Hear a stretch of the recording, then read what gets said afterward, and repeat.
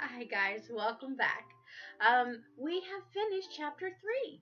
We have learned all kinds of things about George Washington and his presidency and the beginnings of our country's presidency. So what we're going to do is we're going to review today, and then we're going to review on Thursday, and then on Friday you'll take your test. We're going to kind of review the same way we did before.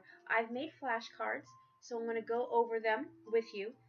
I'll show them, give you a couple seconds to think about it, and then I'll tell you all the different things that we learned about whatever's on this card.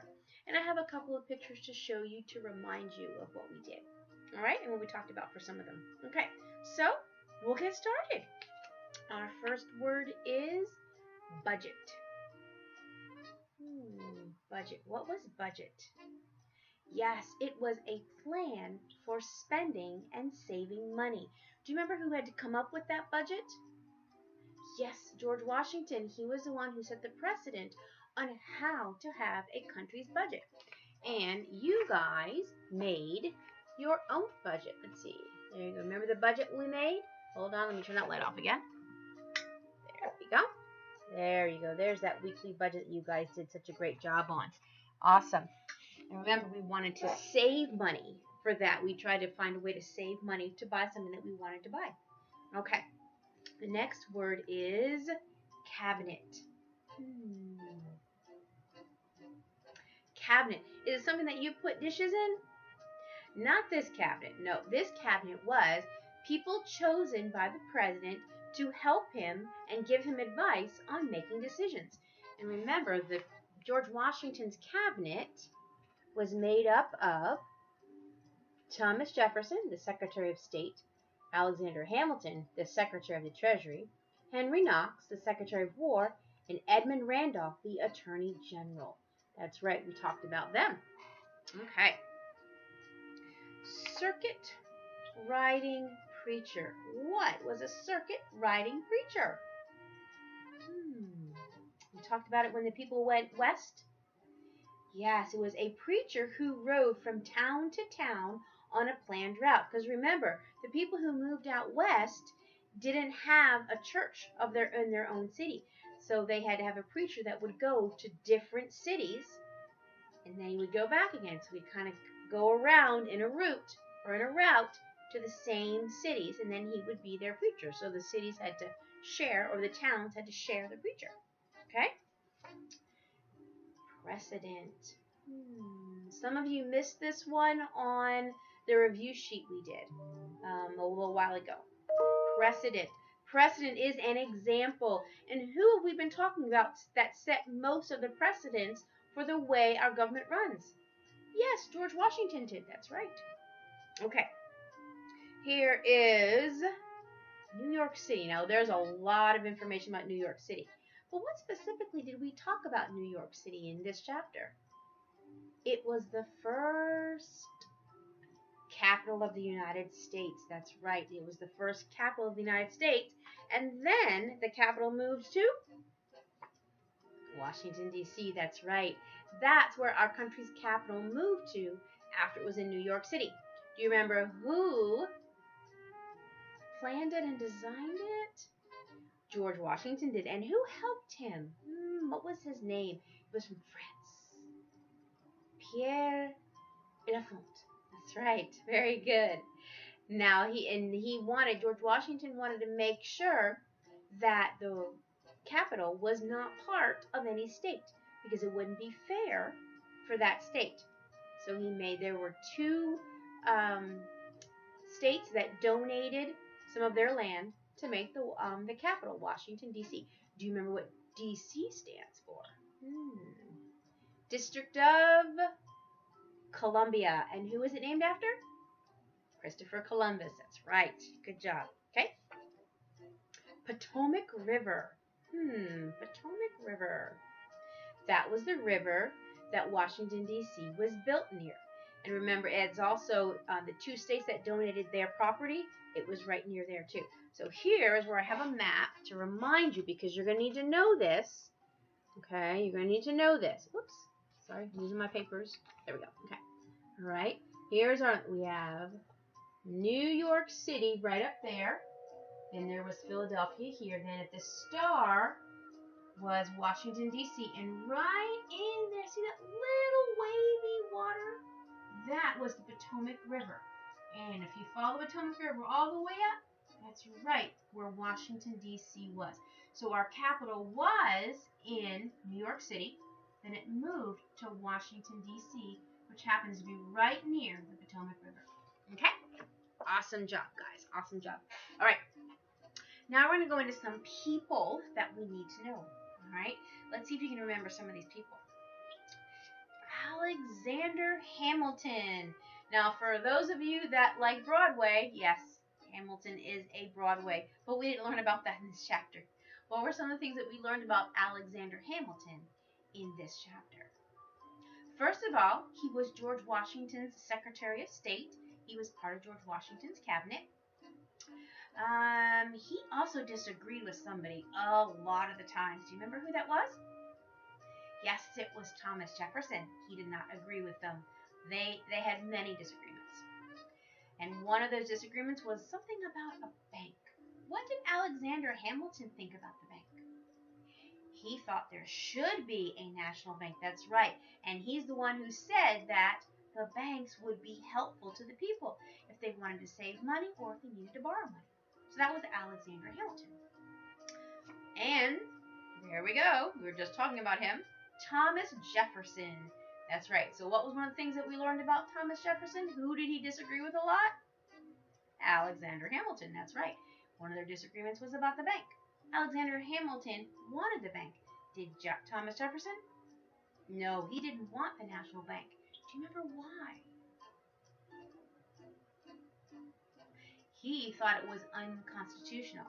Now, when they looked it over, did the Constitution say anything specifically about a bank? No, it didn't. But Thomas Jefferson thought that having a national bank was unconstitutional, so he didn't want one. But they ended up getting one anyway, because George Washington wanted one.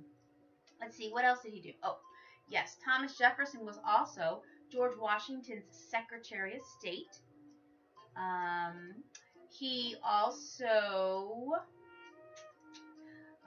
he helped write the... Right up there? He helped write the D of I. What's the D of I? Declaration of Independence, that's right. And he was also in the election of 1796, where he ran against John Adams. But who won? John Adams did, that's right. So Thomas Jefferson lost the second election of America to John Adams. Do you remember by how many electoral votes it was? Small number. 3 electoral votes. That's right, he lost by 3 electoral votes. Okay. All right. Our next one. Ooh, this is a big name. George Washington. We know all kinds of things about George Washington. One is he is America's first president. Yes, that's right. And he set many precedents, many examples for all the future presidents to follow. One of the big ones that he set was he didn't set the term limits, but he did set the precedent that a president should only serve how many terms? 2 terms. That's right. He thought that presidents should only be allowed to serve 2 terms. Now, how many years is 1 term? 4. So if George Washington said they should only serve 2 terms, how many years total did he think that the president should serve? 8. That's right. 8. Okay? George Washington also influenced the United States more than anybody else in his time. If you think back to all of the things that we learned about him and the way people felt about him, definitely he had the most influence over all of the American people at this time. He was the only president to have all of the Electoral College vote for him. Remember, John Adams won only by 3. George Washington won all of them. That was the only time that has ever happened where all of the Electoral College voted for the same person. And he was also the one who wrote his farewell address, and in his farewell address, he explained why he wasn't going to be president anymore, and he gave some very good advice to the country on how they could be successful in the future. So there's a lot of things that we learned about George Washington. All right. Another gentleman we learned about was Anthony Wayne. Now, this is it's been a while, so I'm going to give you a couple seconds to think about, Anthony Wayne. I'll give you a couple hints. Native Americans, the British. Think about that.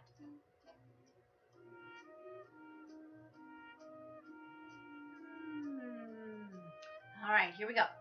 President Washington chose Anthony Wayne to make an army to help with the problems between the American settlers and the Native Americans and the settlers who were fighting with the British.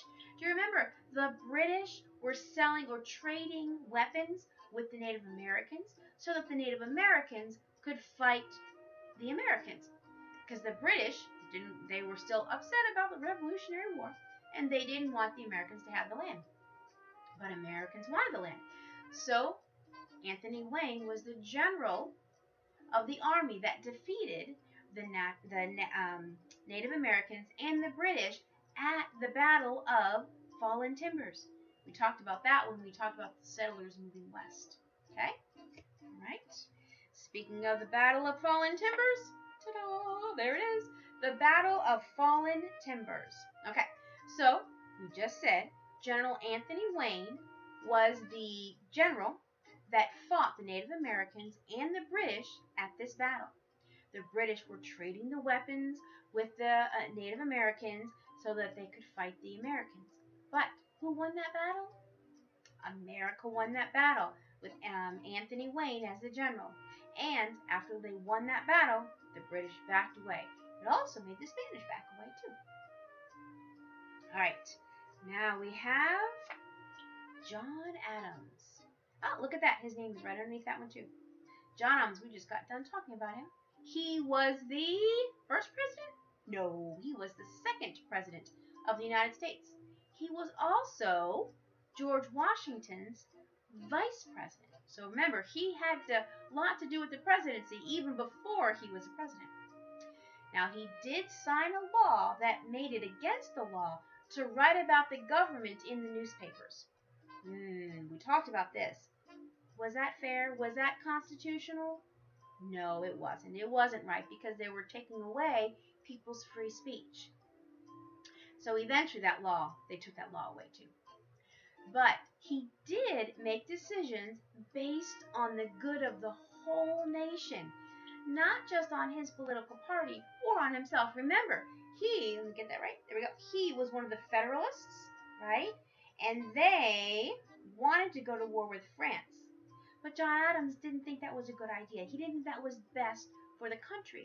So even though his political party told him he should do it, he said, even though it's going to make me unpopular with you, I'm going to do what's right for the country. So he made choices based on what was right for the country, not what was right for just him or just his political party. And he's also the one that said, if you want to keep your freedoms, you must have, we learned that way back when, you must have virtue. That's right. He said you must be virtuous. You must make good choices and have good morals if you want to keep your freedoms in the future. Very wise man. Okay, then the last one we're going to talk about today is political parties. And look at that. It's up there on the board right there. Political parties are a group of people who try to gain power in the government. And during John Adams' presidency, there were two political parties. There were the Federalists and the Democratic Republicans. And we're going to talk about those on Thursday in our next review. All right? So those were some of that's the first half of our flashcards that we were going to talk about. So I'm going to show you, I'm going to turn this light off. There we go. I'm going to show you your review sheet for today.